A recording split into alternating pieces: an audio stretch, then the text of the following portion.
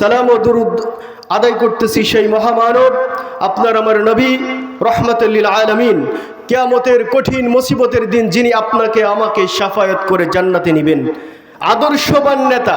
ঠিক কি না?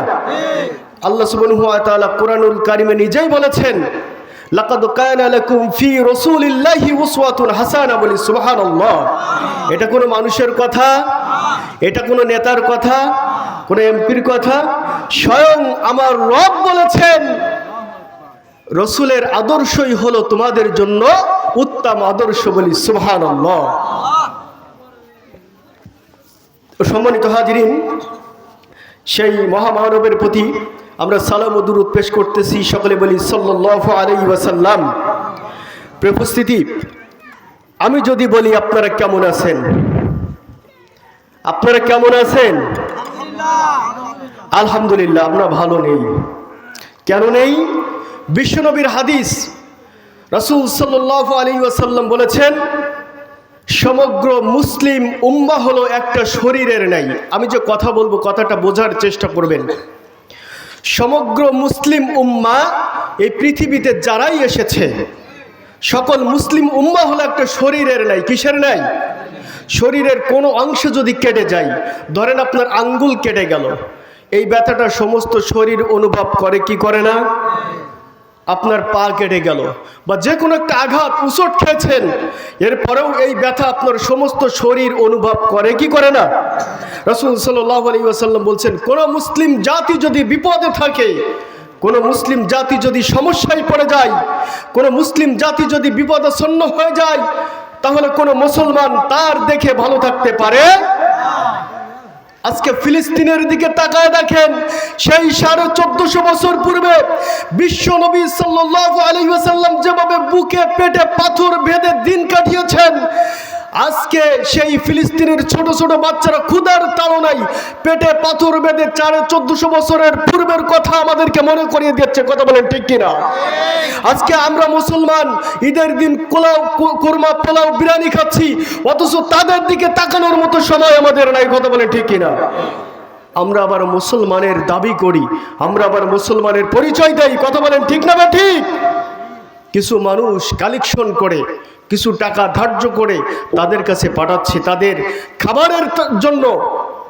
দেখলে অবাক হয়ে যাবেন ভাই, এই মানুষগুলা ক্ষুধার তাড়নায় গাছের লতা পাতা পর্যন্ত চিবায়া চিবায়া খাচ্ছে। আল্লাহু আকবার। আমরা মুসলমান কি ভালো থাকতে পারি? ভারত শাসন করেছে 800 বছর মুসলমানরা, আজকে সেই ভারতে মুসলমানদের অধঃপতন হয়েছে। ঠিক কিনা? সেই মুসলমানদের উপর জুলুম, নির্যাতনের লুরার ইস্তেমার চালাচ্ছে।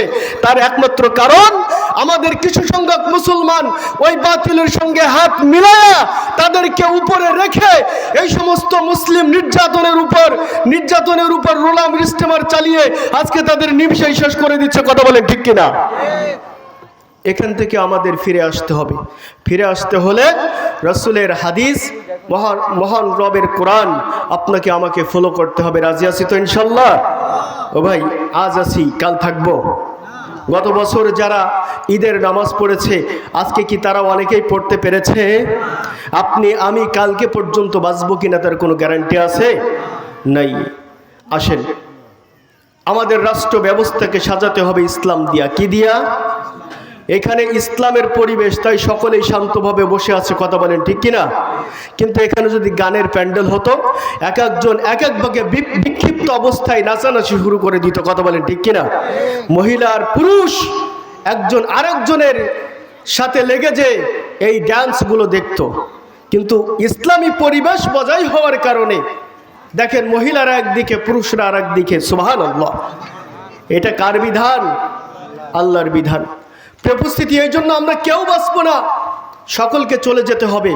হতে পারে আপনার আমার জন্য এই মার্কেটে ওই শাড়ি কাপড়ের সঙ্গে সাদা কাপড় চলে এসেছে, পারে কি পারে না? আগামীকাল আপনার আমার জানাজা হয়ে যেতে পারে। এই জন্য আমাদের কোনো গ্যারান্টি নাই। আমরা যে যাই করি না কেন, আমরা ইসলামের বিরুদ্ধে আচরণ কেউ করতে পারি, আমরা ইসলামের বাইরে কেউ যেতে পারি। উপস্থিতি, এই মাহে রমজান আমাদেরকে কিছু বিষয় শিখিয়ে গিয়েছেন।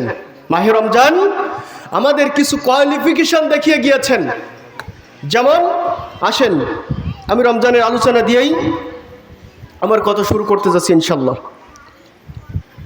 আল্লাহ সুবহানাহু ওয়া তাআলা কুরআনুল কারীমের ভাষায় সুন্দর করে জানিয়ে দিলেন, ইয়া আইয়ুহাল্লাযীনা আমানু কুতিবা আলাইকুমুস সিয়াম কামা কুতিবা আলাল্লাযীনা মিন ক্বাবলিকুম লাআল্লাকুম তাত্তাকুন। হে ঈমানদারগণ, তোমরা যারা ঈমানের দাবি করেছ, তোমরা যারা আমাকে রব বলে মেনে নিয়েছ, আমি তোমাদের জন্য যে বিষয়টা ফরজ করেছি সেটা হলো মাহে রমজানের 30টা রোজা। তোমরা যদি এই মাহে রমজানের রোজাগুলো আমার সন্তুষ্টি অর্জনের জন্য রাখতে পারো, আমি আল্লাহ রাব্বুল আলামিন কিয়ামতের ময়দানে তোমাদের জন্য এমন জিনিস বরাদ্দ রেখেছি যেটা অন্য কোনো জিনিসের তুলনা করলে চলবে। আল্লাহ রাব্বুল আলামিন বলেন, জান্নাতের 8টি দরজা, 8টি দরজার মধ্যে একটি দরজা হলো বাবুর রায়ান। শুধুমাত্রই আমি আল্লাহ রাব্বুল আলামিন এই মাহে রমজানের পুরস্কার স্বরূপ তাদেরকে জান্নাতুর রায়ান, বাবুর রায়ান নামক দরজা দিয়ে জান্নাতে প্রবেশ করাবো, বলি সুবহানাল্লাহ। আল্লাহ রাব্বুল আলামিন বলছেন, তোমরা যারা ঈমান এনেছো, আমি তোমাদের জন্য এই রোজা ফরজ করেছি যাতে তোমরা তাকওয়া অর্জন করতে পারো। কি অর্জন? তাকওয়া অর্জন করতে পারো। তাকওয়া শুধু মুখে বললাম, তাকওয়া শুধু মুখে বললাম হয়ে গেল নাকি?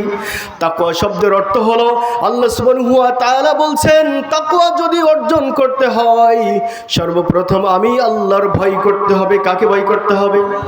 আল্লাহর ভয় করতে হবে। সুতরাং তাকওয়া যদি অর্জন করে, কোনো মানুষ আজান হলে মসজিদের বিপরীতের দিকে ছুটতে পারবে না।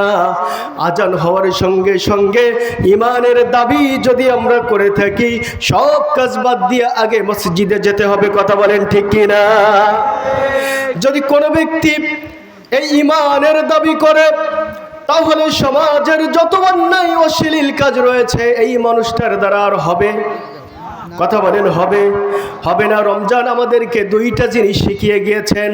বিশ্বনবী সাল্লাল্লাহু আলাইহি ওয়াসাল্লাম বলছেন, ভাইয়া খেয়াল করি, বিশ্বনবী সাল্লাল্লাহু আলাইহি ওয়াসাল্লাম বলছেন, তোমরা যারা সকাল থেকে নিয়ে সন্ধ্যা পর্যন্ত রোজা রেখেছো আল্লাহর সন্তুষ্টি অর্জনের জন্য, আমি তোমাদেরকে 2টা বিষয় সতর্ক করলাম।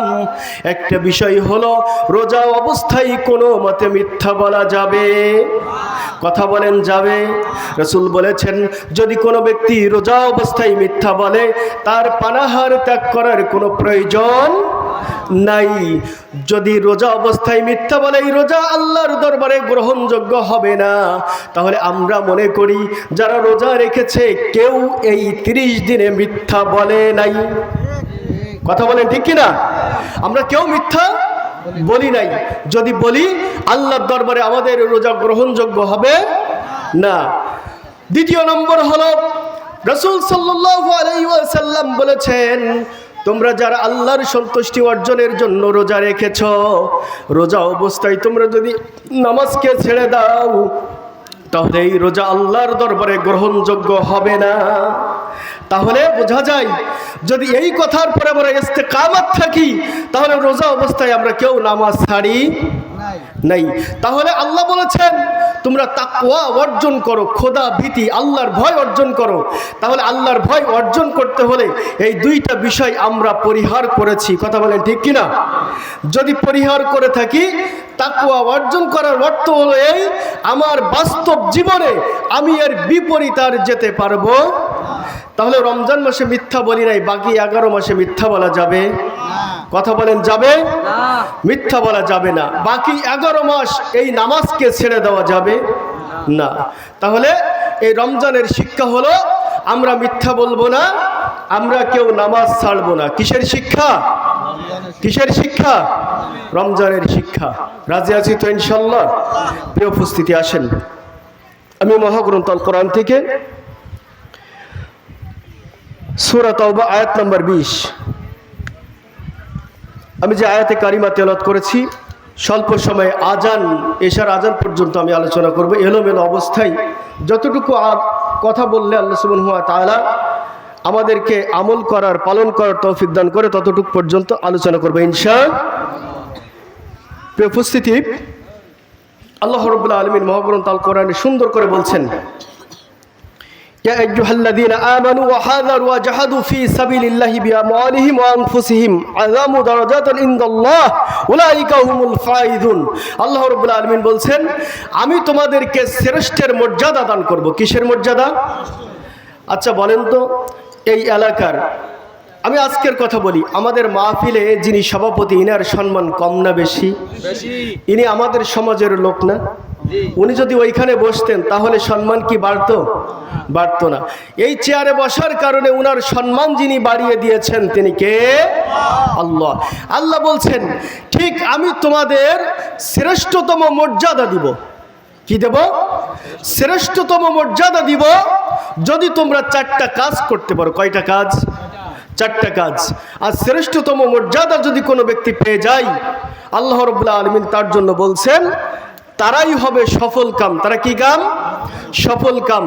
কারণ আমার টার্গেট হলো, আমি যখন দুনিয়াতে এসেছি, আমি যখন বুঝতে শিখেছি, তখন আমার টার্গেট হলো জান্নাত। আমার টার্গেট কি? জান্নাত। এক একজন দুনিয়ায় এক এক বিষয়ের উপর টার্গেট করে থাকে, ঠিক কি না? আমি ব্যবসা করি, আমি চিন্তা করতেছি ব্যবসা করে আমি গাড়ি বাড়ি কেমনভাবে করতে পারি। কি ভুল বললাম? এটা আমার চিন্তা ভাবনা, ঠিক কি না? যে মনে করেন কৃষি কাজ করে, সে চিন্তা করে আমি সারাদিন পরিশ্রম করতেছি, কিছু টাকা জমিয়ে আমি যেমন একটা ভুঁই ক্রয় করতে পারি, রাখতে পারি, এটাই হলো আমার টার্গেট। ওইখান পর্যন্ত পৌঁছানোর নামই হলো সফলতা, ঠিক কি না? একজন ডাক্তারি পড়তেছে, ও যখন ডাক্তারি সার্টিফিকেট হাতে পেয়ে যাবে তখনই তার সফলতা সে নিজেই পেয়ে যাবে, ঠিক কি না? এটা হলো আমাদের সফলতা। আল্লাহ রাব্বুল আলামিন বলছেন, আমি তোমাদের জন্য সফলতা দান করব, শ্রেষ্ঠের মর্যাদার অধিকারী বানাবো যদি তোমরা 4টা কাজ করতে পারো। কয়টা কাজ? তাহলে এই 4টা কাজ আমাদের করার দরকার আছে না নাই? পৃথিবীর কোনো সফলতা আমার প্রয়োজন আছে? আমি এমপি হব, কোনো লাভ আছে?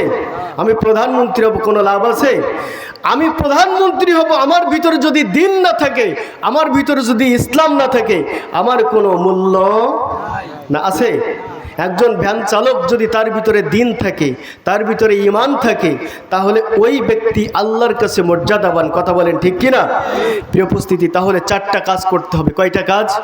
আমি 4টা বিষয়ের উপর কথা বলবো ইনশাআল্লাহ। আল্লাহ সুবহানাহু ওয়া তাআলা তৌফিক দান করুন।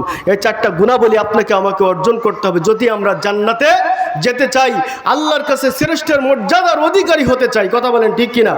এই 4টা কাজ ছাড়া কোনো কাজে সফলতা পাবেন না। 1 নম্বর, আল্লাহ রাব্বুল আলামিন সুন্দর করে জানিয়ে দিলেন, আল্লাযীনা আমানু, যারা সফল কাম হবে আর যারা জান্নাতের আশা করে, 1 নম্বর বৈশিষ্ট্য, 1 নম্বর গুণাবলী অর্জন করতে হবে তাদের, তারা যেন ঈমান আনে আমি আল্লাহর পরে। কার পরে? আল্লাহর পরে। আমরা খেয়াল করি ভাই, কথা না বলি। 1 নম্বর বৈশিষ্ট্য, যারা সফল কাম হবে, যারা জান্নাতে প্রবেশ করতে চাই, আল্লাহ রাব্বুল আলামিন বলছেন তাদের 1 নম্বর বৈশিষ্ট্য হতে হবে, আগে ঈমান আনতে হবে। কি আনতে হবে? ঈমান।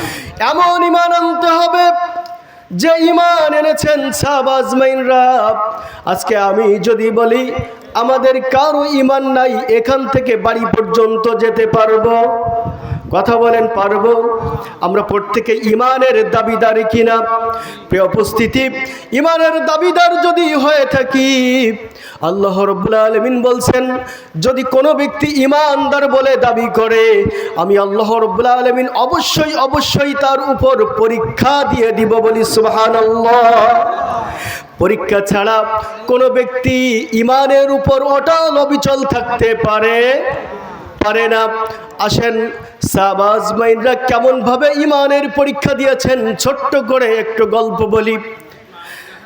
ইসলামের প্রথম শহীদি মহিলা যিনি, তিনি হলেন সাইয়েদিনা সুমাইয়া রাদিয়াল্লাহু তাআলা আনহা। সাইয়েদিনা সুমাইয়া রাদিয়াল্লাহু তাআলা আনহা ইসলাম গ্রহণ করেছেন। ভাই একটু খেয়াল করে শুনি, সাইয়েদিনা সুমাইয়া রাদিয়াল্লাহু তাআলা আনহা যখন ইসলাম গ্রহণ করেছে, আবু জেহেল তাকে ডাকলো, বলল, ও সুমাইয়া, শুনলাম তুমি নাকি ইসলাম গ্রহণ করেছ। সুমাইয়া মুস্কি হেসে বলল, ও আবু জেহেল, সান্দাতিকভাবে জিজ্ঞাসা করো কেন? সান্দাতিকভাবে জিজ্ঞাসা করো কেন? আকাশে প্রতিদিন সূর্য যেমন ভাবে উদিত হয়, এটা যেমন সত্য, আমি সুমাইয়া ইসলাম গ্রহণ করেছি, এটাও চূড়ান্ত সত্য। বলি সুবহানাল্লাহ। আবু জেহেল বলল, ও সুমাইয়া, ভালো করেছো, আমি তোমাকে আর কিছু বলবো না। সুমাইয়া, একটা কথা বলি, ঈমান এনেছো, ভালো কথা, কোনো সমস্যা নাই। ও সুমাইয়া, যা করেছো এই পর্যন্তই, আমি তোমাকে মাফ করে দিলাম, ঈমানটা ছেড়ে দাও, তোমার যত প্রয়োজন আমি আবু জেহেল মিটাবো। বলি নাউযুবিল্লাহ। সুমাইয়া রাদিয়াল্লাহু তাআলা আনহা ইসলামের পরে একামতের দিন পোষণ করেছে এমন ভাবে, যখনই আবু জেহেল এই প্রস্তাব দিয়েছে, সুমাইয়া রাদিয়াল্লাহু তাআলা আনহা বললেন, ও আবু জেহেল, তুমি কান খাড়া করে শুনে রাখো, আমি এমন কোন রবের প্রতি ঈমান আনি নাই যে রব তোমার থেকে দুর্বল। সুবহানাল্লাহ। আমরা কি এমন রবের প্রতি ঈমান এনেছি যে রব মানুষের থেকে দুর্বল? পরীক্ষা আপনার আমার উপর আসবে। এই উদাহরণস্বরূপ ইসলামের ইতিহাস সম্পর্কে আলোচনা করতেছি, অসুবিধা হচ্ছে? সুমাইয়া রাদিয়াল্লাহু তাআলা আনহা এই কথা যখন বলেছে, আবু জেহেল বলতেছে, ও সুমাইয়া, তোমার কি প্রয়োজন তুমি আমাকে বলো, এই জমিনে তোমাকে এমন লোকের সাথে বিবাহ দিব, এই জমিনে সব থেকে ধনট্টবান যে মানুষ, আমি তার সঙ্গে তোমাকে বিবাহ দিব, তোমাকে গাড়ি দিব, বাড়ি দিব, সোনা দানা পাহাড় পরিমাণ করে দিলেও আমি দিতে পারি, শুধুমাত্র একবার বলো, ও আবু জেহেল, ঈমান এনেছি, ঈমানটাকে ছেড়ে দিলাম, আর বাদবাকি দায়িত্ব আমার। আজকে আমাদের সমাজে যখনই 500 টাকার নোট রাতের মধ্যে গুজে দেওয়া হয়, বাতিলের সিল মারতে আমাদের দেরি হয় না। কথা বলেন ঠিক কিনা? একটা কম্বলের বিনিময়ে আমার সিল মারাটা অন্যের কাছে চলে যাচ্ছে। ভাই, বাস্তব জীবনে 5টা বছর আপনি যার নেতৃত্বে থাকবেন, এই মানুষ যদি অসৎ প্রকৃতির হয়, এই মানুষ যদি জুলুমবাজ হয়, এই মানুষ যদি মানুষের সম্পদ আহরণকারী হয়, কিয়ামতের ময়দানে পার্সেন্টেজ হিসাবে এই আমল নামাই আপনার গুনাহগুলো আল্লাহ রাব্বুল আলামিন দেখিয়ে দিবে। বলি নাউযুবিল্লাহ। কয় টাকার বিনিময়ে? 500 টাকা বা একটা কম্বলের বিনিময়ে আমরা এমন মানুষকে নির্বাচিত করতেছি, ঈমানটাকে বিক্রি করে দিচ্ছি, যারা ইসলামের বিপক্ষে অবস্থান করে। কথা বলে ঠিক কিনা? এমন কাজ আপনার আমার করা যাবে? সুমাইয়া রাদিয়াল্লাহু তাআলা আনহা 500 টাকার লোভে পড়ে নাই, কোটি কোটি বিলিয়ন ট্রিলিয়ন কোটি টাকার সম্পদ সুমাইয়ার পায়ের কাছে এনে হাজির করেছে। আবু জেহেলের এই প্রস্তাব সুমাইয়া নাকচ করে দিয়েছে। ও আবু জেহেল, তোমার এই সম্পদের আমার কোনো প্রয়োজন, আমি এক আল্লাহর প্রতি ঈমান এনেছি, যে আল্লাহ আমাকে যেভাবে রাখে আমি ওইভাবেই খুশি। বলি সুবহানাল্লাহ। সুমাইয়া যখন রাজি হলো না, আবু জেহেল তার পেয়াদাদেরকে নির্দেশ দিল, সুমাইয়াকে বেঁধে ফেলা হলো সুমাইয়াকে। এরপরে সুমাইয়াকে বলতেছে, ও সুমাইয়া, তুমি তো নিশ্চয়ই বুঝতে পারতেছো আমার শাসন বড় কঠিন। আজকে যারা এই বাতিলের বিপক্ষে অবস্থান করে ইসলামী দিন বিজয়ের আন্দোলন করতেছে, তাদের জন্য এই ভয়গুলো আছে না? না, তোমাকে ধরে নেওয়া হবে, তোমাকে জেলের মধ্যে নিক্ষিপ্ত করা হবে। এই ঘটনা আজকে না, 1450 বছর আগে সাবাজ মাইনদেরকে দেখানো হয়েছিল। কথা বলেন ঠিক কিনা? কিন্তু ঈমানদার যারা, এরা কখনো আল্লাহকে ছাড়া মানুষের কাছে মাথা নত করে না। প্রিয় হাজিরিন, সুমাইয়া রাদিয়াল্লাহু তাআলা আনহাকে বেঁধে ফেলা হলো। এমন তো অবস্থায় আবু জাহেল বলতেছে, ও সুমাইয়া এখনো সময় আছে, দিনটাকে ছেড়ে দাও, আমি তোমাকে ছেড়ে দিব। সুমাইয়া বলল, তোমার যা ইচ্ছা তুমি করতে পারো, আমার কোনো অসুবিধা নাই, তোমার যেভাবে ইচ্ছা সেইভাবে আমাকে মারো, পিটাও, দুনিয়া থেকে বিদায় করে দাও, আমি সুমাইয়া তোমার চোখ রাঙানিতে এক বিন্দু পরিমাণ ভয় পাই। সুমাইয়া রাদিয়াল্লাহু তাআলা আনহা যখন এই কথার বিপরীতে গেল, সুমাইয়াকে বেঁধে নির্মম নির্যাতনের রুলার স্টিমার চালানো শুরু হয়ে গেল। শক্তিশালী চাবুকের সুমাইয়ার উপর আঘাতের পর আঘাত করতে লাগলো আবু জেহেল। এরপরেও সুমাইয়ার কাছে বারবার প্রস্তাব দেওয়ার পরে সুমাইয়া বলে, ও আবু জেহেল, তুমি আমাকে মারতে মারতে মেরে ফেললেও আমি বিন্দুমাত্র ঈমান হারা হতে চাই। সুবহানাল্লাহ বলবেন না? আবু জেহেল যখন এই কথা শুনেছে, আবু জেহেল বলতেছে, সুমাইয়াকে আর দুনিয়ায় বাঁচিয়ে রাখা যাবে না, সুমাইয়াকে দুনিয়া থেকে বিদায় করে দিতে হবে, না হলে সুমাইয়ার সাহস দেখে অন্যান্য মহিলারা ইসলাম গ্রহণ করবে, তারাও আমাদের থেকে বিতাড়িত হয়ে যাবে। এই জন্য সুমাইয়াকে এই দিনের দাওয়াত দিতে মানুষের কাছে পৌঁছানো যাবে না, সুতরাং সুমাইয়াকে দুনিয়া থেকে বিদায় করে দিতে হবে। এই চিন্তা ভাবনা যখন আবু জেহেল করলো, সুমাইয়া শুধু মনে মনে একটা কথা বলতেছে, আল্লাহ, আমি তোমার প্রতি ঈমান এনেছি, আমার ফয়সালা একমাত্র তুমি আল্লাহ করতে পারো, পৃথিবীর কোনো মানুষ আমার ফয়সালা করতে পারে না। একজন মানুষ বলেছিলেন, দুনিয়ায় মৌতের ফয়সালা হয় না, মৌতের ফয়সালা হয় আসমানে। কথা বলেন ঠিক কিনা? সুমাইয়া বলতেছেন, আল্লাহ, তুমি যদি আমার জীবনটাকে এভাবে নিয়েও যদি খুশি হও, আমি আল্লাহ রাব্বুল আলামিন তোমার ওই রাস্তায় আমি আমার জীবনকে উৎসর্গ করে দিব। সুবহানাল্লাহ। সুমাইয়ার উপরে জুলুম নির্যাতন শুরু হয়ে গেল, বিভিন্নভাবে আঘাতের পর আঘাত, প্রহারের পর প্রহার করতে লাগলো। এমন অবস্থায় আবু জেহেল মনে মনে চিন্তা করলো, সুমাইয়াকে দুনিয়া থেকে বিদায় করে দিতে হবে। প্রিয় ভাইরা আমার, এমন জুলুম নির্যাতন করছে সুমাইয়ার উপর, সুমাইয়ার চোখ দিয়ে পানি দড় দড় করে পড়তে লাগলো। আবু জেহেলকে বলতেছে, ও আবু জেহেল, তুমি আমাকে ছেড়ে দাও, আর তুমি যদি ছেড়ে নাও দাও, আমার এই দ্বীনের দাওয়াত আমার নিঃশ্বাস থাকাকালীন আমি মানুষের কাছে প্রচার করে যাব। বলি সুবহানাল্লাহ। আমরা একটু জিকির করি, লা ইলাহা ইল্লাল্লাহ, লা ইলাহা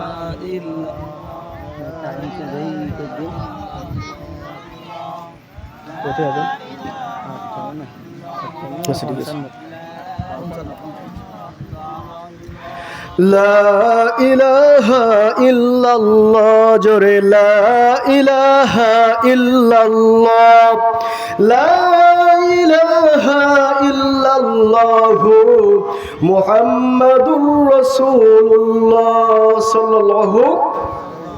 প্রিয় উপস্থিতি, সুমাইয়াকে যখন এই অবস্থায় করা হলো, আবু জেহেল এই চিন্তা করেছে যে সুমাইয়াকে দুনিয়া থেকে বিদায় করে দিতে হবে।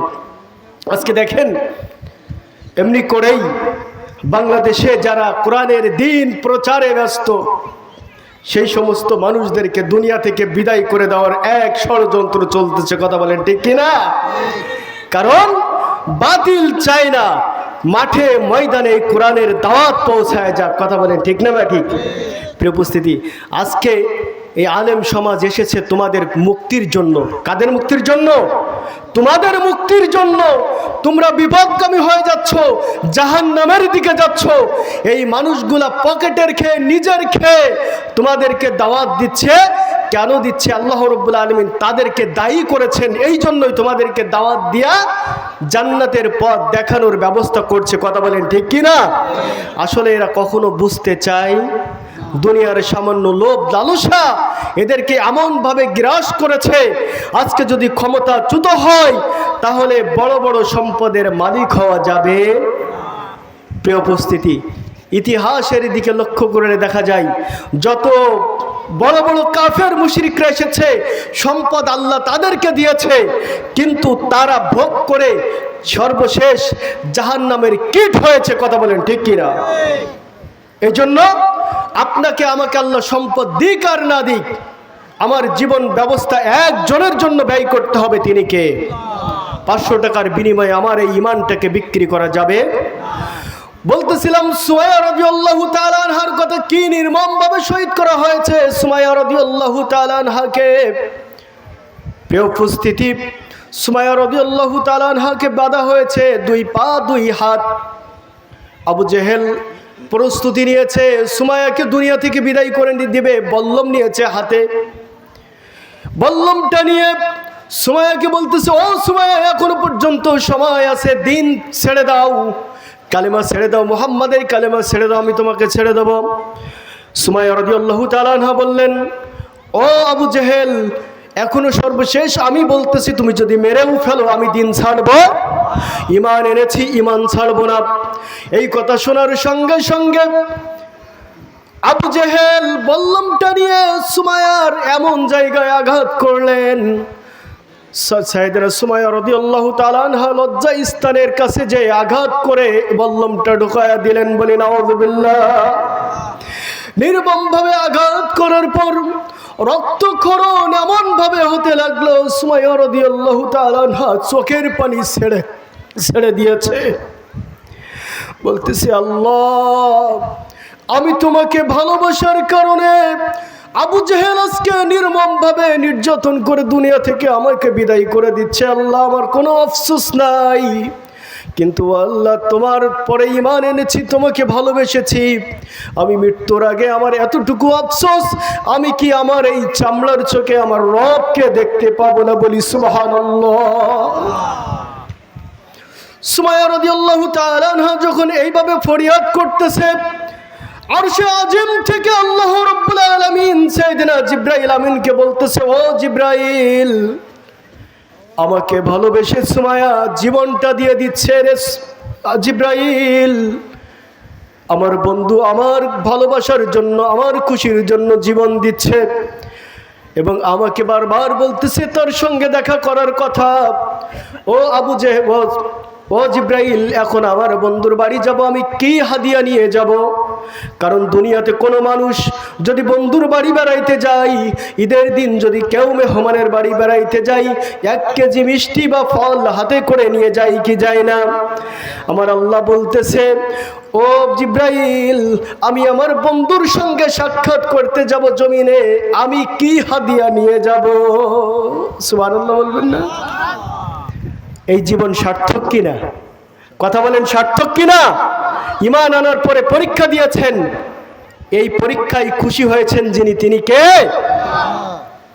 আল্লাহ রাব্বুল আলামিন যখন এই কথা বললেন, পরক্ষণে আল্লাহ রাব্বুল আলামিন বললেন, আমি তো নিজেই কুরআনুল কারীমে বলেছি, ইয়া আইয়ুহাল্লাযীনা আমানু ইযা ইন্নাল্লাযীনা আমানু ওয়া আমিলুস সালিহাতি কানাত লাহুম জান্নাতুন তাজরি মিন তাহতিহাল আনহার। বলি আল্লাহু আকবার। আমি তো আল্লাহ নিজেই বলেছি, যদি কোনো ব্যক্তি আমার উপরে ঈমান আনে, আমার দেওয়া কিছু বিধান মেনে নেয়, নেক আমল করে, আমি আল্লাহ রাব্বুল আলামিন তার জন্য জান্নাত রেখেছি। কি রেখেছি? জান্নাত রেখেছি। সুমাইয়া আমার উপর ঈমান এনেছে, আমি হাদিয়া স্বরূপ আজকে সুমাইয়ার সামনে আমার এই নিয়ামতের জান্নাত নিয়ে হাজির হয়ে যাব। বলি সুবহানাল্লাহ। আল্লাহ এই কথা বলার সঙ্গে সঙ্গে সুমাইয়া জমিনে ছটফট করতেছে মৃত্যুর যন্ত্রণায়।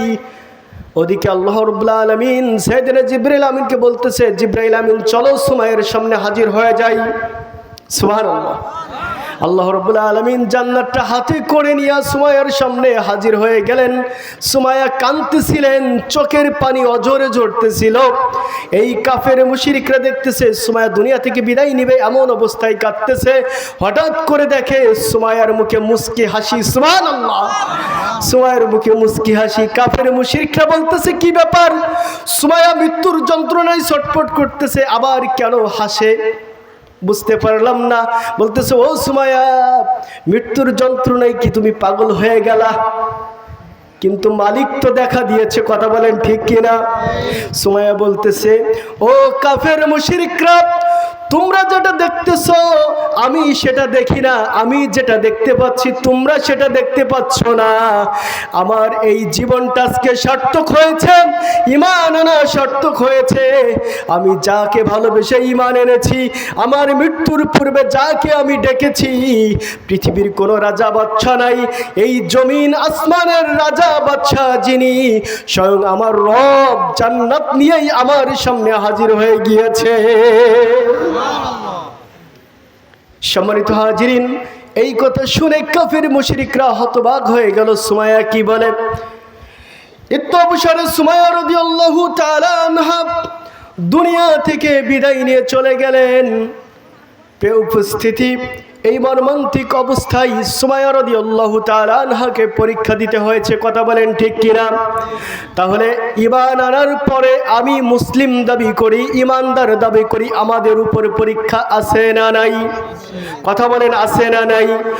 ঈমান যদি কোনো ব্যক্তি আনে, নামাজের পরে ঘরে বসে থাকতে পারবে না, নামাজের সঙ্গে সঙ্গে সব কাজ বাদ দিয়ে আল্লাহ রাব্বুল আলামিন বলেছেন, ইয়া আইয়ুহাল্লাযীনা আমানু ইযা নুদিয়া লিস-সালাতি মিন ইয়াউমিল জুমআহ, আযানের পরে যদি কোনো ব্যক্তি ব্যবসা করে তার জন্য আমি ওই ব্যবসাটাকে হারাম করে দিয়েছি। সুতরাং ওই ব্যবসাটা বন্ধ করে তোমরা যদি নামাজে আসো, আমি আল্লাহ রাব্বুল আলামিন ধরে নিব তুমি আমার প্রতি ঈমান এনেছো, কথা বলেন ঠিক কিনা? বিশ্বনবী সাল্লাল্লাহু আলাইহি ওয়াসাল্লাম বলেছেন, আযানের পরে যদি কোনো ব্যক্তি সব কাজ ছেড়ে দিয়ে মসজিদের উদ্দেশ্যে রওনা হয়, তোমরা তাকে ঈমানদার বলে সাক্ষী দাও। তাহলে ঈমানের দাবি করলে আযানের পরে অন্য কোনো কাজ করা যাবে? আযানের পরে অন্য কোনো কাজ করা যাবে না। এই জন্য ঈমানের দাবি করলে আযানের পরে অন্য কোনো কাজ করা যাবে না, নামাজে আসতে হবে। রাজি আছি তো ইনশাআল্লাহ? ঈমানের দাবি করলে আপনাকে আমাকে বাতিলের সঙ্গে হাত মেলানো যাবে না। রাজি আছি তো ইনশাআল্লাহ? এই সমাজের মধ্যে শ্রেষ্ঠতম সন্তান যারা দ্বীনের কথা বলে, দ্বীনের দায়ী যারা আমরা যাদেরকে ভালো বলে চিনি, এই এলাকার মানুষ যারা অত্যন্ত ভালো, এরা যদি কোনো সংগঠনের সাথে জড়িত হয়ে যায়, এই সংগঠনে জড়িত হওয়ার কারণে আমরা তাদের ট্যাগ লাগাই, এই মানুষগুলা রাজনৈতিক কারণে খারাপ, কথা বলেন ঠিক কিনা? কিন্তু এই সমাজের শ্রেষ্ঠ সন্তান যারা, আজকে পরীক্ষাও তাদের উপরে বেশি, কথা বলেন ঠিক কিনা? চামড়ার চোখে দেখেন ভাই, ফিলিস্তিনের কথা বলতেছিলাম, অতি শীঘ্রই সাইয়েদনা ইমাম মাহদী আলাইহিস সালাম আগমন করবেন। দুইটা দলে মানুষ বিভক্ত হয়ে যাবে, একটা হকের পথে আর একটা বাতিলের পক্ষে। আল্লাহ রাব্বুল আলামিন কুরআনুল কারীমে সুন্দর করে বলে দিয়েছেন, আমি দুইটা পথ মানুষের জন্য নির্ধারণ করেছি, দুইটা দল মানুষের জন্য নির্ধারণ করেছি, একটা হিজবুল্লাহ আর একটা হলো হিজবুশ শয়তান। যদি কোনো মানুষ বলে আমি কোনো দল করি না, ওই মানুষটা হলো টাটকা মুনাফিক, বলি ঠিক কিনা? যদি কোনো মানুষ বলে আমি দল করি না, যদি কোনো আলেম স্টেজে বলে আমি কোনো দল করি না, ওই আলেমও টাটকা মুনাফিক, কথা বলেন ঠিক কিনা? কারণ দল করতে হবে, আল্লাহ দুইটা দল মনোনীত করেছেন, একটা হলো হিজবুল্লাহ আর একটা হলো হিজবুশ শয়তান।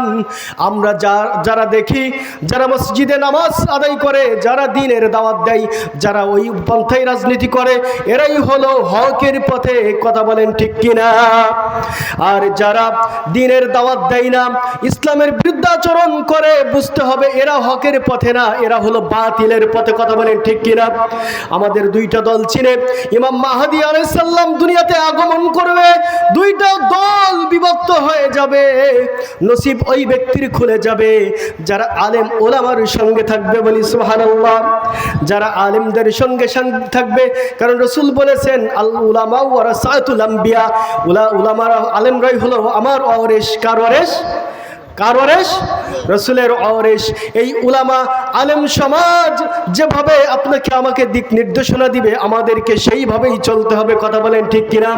কারণ রসুল সাল্লাল্লাহু আলাইহি ওয়াসাল্লামের আনিত বিধান সংসার থেকে নিয়ে শুরু করে রাষ্ট্র পর্যন্ত যদি আপনি এই আলেমদেরকে না বসান, না চেনেন, তাহলে আপনার নসিবটা বড় খারাপ হয়ে যাবে। কথা বলেন ঠিক কিনা? প্রিয় উপস্থিতি, আজানের সময় হয়ে গিয়েছে। না হলে বিশ্বনবী সাল্লাল্লাহু আলাইহি ওয়াসাল্লাম কেন এই রাষ্ট্র সম্পর্কে তিনি কেন দায়িত্ব পালন করেছেন এতটুকু কথা বলা যেত। কারণ আমি 4টা বিষয়ের উপর কথা বলতেছিলাম যে আমরা যদি সফল কাম হতে চাই তাহলে 4টা কাজ আপনাকে আমাকে করতে হবে। একটা বিষয়ের উপর আলোচনা করেই শেষ, ঠিক কিনা? তাহলে আমি সংক্ষেপেই এই 4টা বিষয় বলেই শেষ করে দিচ্ছি ইনশা, যেহেতু এশার আজান হবে, দীর্ঘায়ু করা যাবে না। 1 নম্বর হলো ঈমান আনতে হবে। কি আনতে হবে?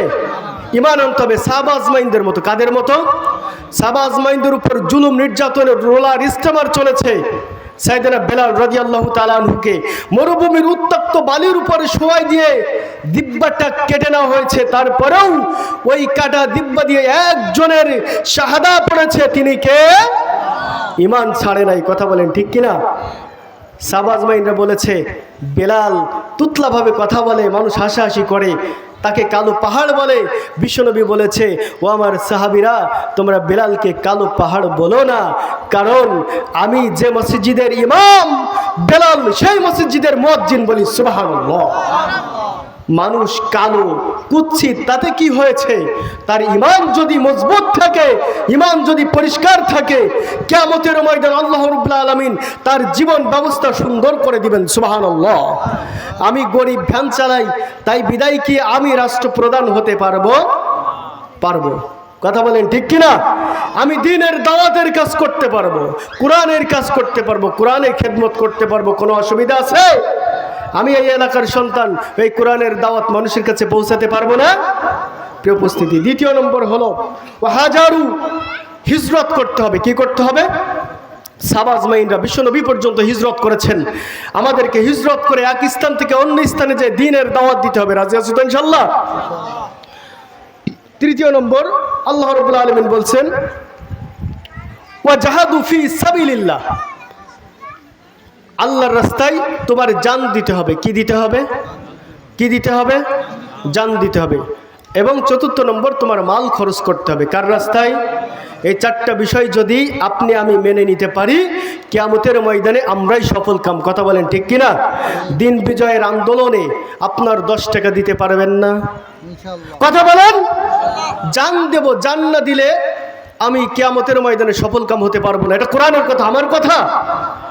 তাহলে যদি জান প্রয়োজন হয়, জিহাদের ময়দানে সাহাবা আজমাইনরা যুদ্ধ করেছেন, জীবন দিয়েছেন। কথা বলেন ঠিক কিনা? ওয়াকাতরে জীবন দিয়েছেন। বিবাহ ছেড়ে, বিবাহর বাসরঘর ছেড়ে তারা জিহাদের ময়দানে গিয়েছে শুধু শহীদি তামান্না নেওয়ার জন্য। ঠিক কিনা? তাহলে আপনাকে আমাকে জান দিতে হবে আর আল্লাহর রাস্তায় মাল দিতে হবে। আমার মালটা 2 টাকা হোক। কয় টাকা? সামর্থ্য অনুযায়ী। সাইয়েদনা আবু বকর রাদিয়াল্লাহু তাআলা আনহুর দান কেন এত বড় হলো? কারণ সবটুকু সম্পদ যা ছিল ঠোলামালা 2 টাকা 5 টাকা কুড়াইয়া নিয়ে বিশ্বনবীর কদম মুবারে রেখে বলেছেন, ইয়া রাসূলুল্লাহ, আমার বাড়িতে আল্লাহ তার রসুল ছাড়া আর কিছু অবশিষ্ট নাই, যা ছিল সব দিনের জন্য দান করেছি। সুবহানাল্লাহ। আল্লাহ রসুল বলেছেন, আজকে সবার দানের থেকে সাইয়েদনা আবু বকরের দানটাই আল্লাহর কাছে গ্রহণযোগ্য হয়েছে বেশি। সুবহানাল্লাহ। তাহলে আমার 10 টাকার পুঁজি আছে, 10 টাকা দান করব। ঠিক কিনা? আমার 100 টাকার পুঁজি আছে, 100 টাকা দান করব। রাজি আছো তো ইনশাল্লাহ? যারা দিন বিজয়ের বর্তমান সময়ে যারা দিন বিজয়ের আন্দোলন করতেছে, এই পথে বেশি বেশি টাকা দেওয়া দরকার। কথা বলেন ঠিক কিনা? আজকে রাষ্ট্র যদি সুন্দর থাকে, আমরা সকলেই সুন্দরভাবে বসবাস করব। কথা বলেন ঠিক কিনা? আজকে আমাদের রাষ্ট্র সুন্দর আছে, আমি অসুন্দরের কথা বলতেছি না, কিন্তু যারা আছে অন্তত দ্বীনের জন্য, ইসলামের জন্য কোরআনের আইন দিয়া বিচার ফয়সালা করে এই জমিনটাকে কোরআনের রাজ কায়েম করতে আমি সকলের কাছে উদারত আহ্বান জানাচ্ছি। যারা ক্ষমতায় আছে, যারা বসে আছে, যারা যেখানে আছে, আমি তাদেরকে বলতেছি, একজন ওয়ার্ড মেম্বার হোক বা যেই হোক না কেন, সকলের কাছে বলতেছি যে আপনারা অন্তত দ্বীনের পথে আসবেন, এই জমিনে আল্লাহর কোরআনের প্রতিষ্ঠিত করবেন। এই আহ্বান, কথা বলেন ঠিক কিনা? আল্লাহ রাব্বুল আলামিন আমাদের সকলকে যতটুকু কথা বলেছি এলোমেলো অবস্থায়, কণ্ঠ তো ভালো না, আপনাদের হয়তো বিরক্ত করেছি, বিরক্ত হয়েছেন? আল্লাহ রাব্বুল আলামিন এইভাবে দ্বীনের দাওয়াত মানুষের দ্বারে দ্বারে পৌঁছে দেওয়ার জন্য আমাকে তৌফিক দান করুন, বলে আমিন।